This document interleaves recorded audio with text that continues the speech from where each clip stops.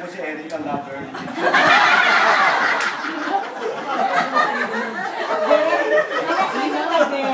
Bet, mamaya ka muna kayo. Pabingat sa'yo, Bet. Hindi mo mo yan. Kaya actually, nabit ko si Perry 2010, right? Kasi kayo yung mga bright girls, kayo nasa robot. Ito yung magagaling eh, mga dream of the crop. Ako medyo nasa, ako yung naiiwan palagi. Ako lalaki.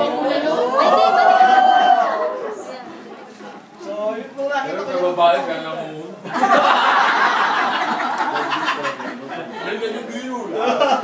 Babae ka. 2010, nabit ko siya. Actually, okay siya eh. Nakita ko yung... Nagkaroon tayo ng hatihan eh. Diba? During that time.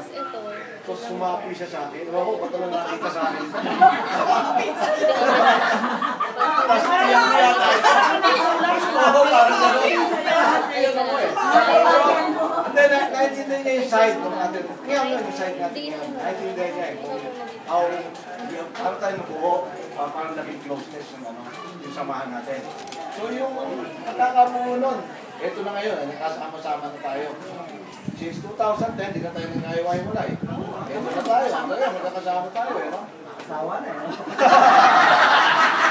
Ito mahing gabi.